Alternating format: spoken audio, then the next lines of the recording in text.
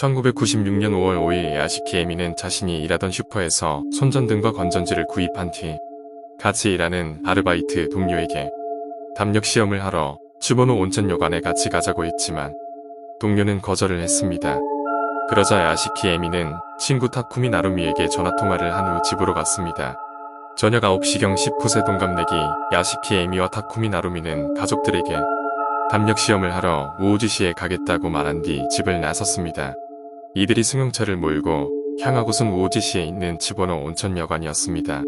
2시간 후 이들은 친구에게 지금 우오지시에 있다라며 삐삐로 메시지를 남긴 것을 마지막으로 행방이 묘연해졌습니다. 가족들은 집을 나가고 이들이 돌아오지 않자 경찰에 신고했고 도야마현 경찰은 두 여학생의 행방을 추적했습니다. 하지만 이전에 츠보노 온천여관을 방문했다는 것만 확인할 수 있었고 더 이상의 단서를 찾지 못한 채 경찰은 실종 사건으로 수사를 진행했습니다. 이들은 5월 5일 이전에도 츠보노 온천여관을 간 적이 있어서 길을 잃었다고 생각하기 어렵고 분명히 예정대로 우호주에 들어갔습니다. 하지만 승용차가 사라졌고 목적지였던 츠보노 온천여관까지 도착했는지도 확실치가 않습니다. 그리고 지금 우오지시에 있다라고 삐삐로 메시지를 남긴 게 정말로 두 여학생들이었는지도 정확히 모릅니다. 당시 삐삐는 메일과 비슷해서 상대의 목소리나 얼굴을 볼 수 없었기 때문에 범인이 수사를 혼란시키기 위해 등록된 친구에게 일부러 메시지를 남겼을 가능성도 있습니다. 경찰은 우오지시의 국도 8호선에서 향하는 루트를 4개로 나누어 경찰 헬기와 산악수색대들을 동원해 계곡, 호수, 바다 등 일대를 수색했지만 두 여학생의 흔적, 둘이 타고 간 자동차조차 발견하지 못했습니다. 사건은 점점 미궁 속으로 빠지게 되고 안타까운 시간만 흘러갔습니다. 그러자 사람들은 여러가지 추측들을 내세웠습니다. 당시 츠보노 온천여관은 폭주족들의 집합소였기 때문에 폭주족들에게 휘말렸을 거라고 추측했습니다.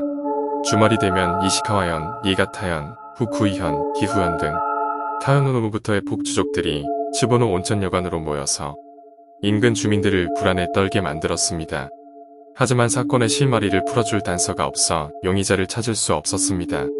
북한의 공작원 납치, 외계인 납치, 귀신의 빙이 되어 자살을 했다는 등 아무 근거 없는 소문만 돌고 있을 뿐이었습니다. 그런데 2014년 12월경 당시 젊은 여성 2명이 탄 차가 바다에 떨어지는 것을 보았다 라고 하는 목격자 3명을 특정했습니다. 2020년 1월 목격자들은 연유시미야의 카이오마루 파크 공원 근처에 차를 타고 있던 여성 2명에게 말을 걸려고 다가가자 갑자기 차가 뒤쪽으로 급발진해 바다로 떨어졌는데 무서워서 그 자리를 바로 떠났고 신고는 하지 않았다고 증언했습니다. 이들의 증언을 토대로 2020년 3월 4일 정오경 도야마현 후시기 도야마항 부두 인근 해저에서 두 소녀가 타고 있던 경차를 발견했습니다.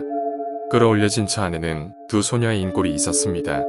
발견된 인골에 대해 손상이 심해 두개골과 골반은 남아있지 않았지만 대퇴골 일부에서 검출된 DNA 감정 결과와 남겨진 유류품에서 실종된 2명의 것으로 특정됐다는 사실을 발표했습니다.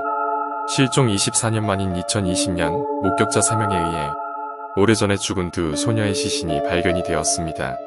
그런데 목격자 3명은 무슨 이유로 그날 있었던 일을 24년 만에 실토를 했던 것일까요? 목격자로서 자칭한 남자 3인조가 뭔가 사건에 관여하고 있던 것이 아니었을까요? 아니면 정말 단순한 사고였을까요?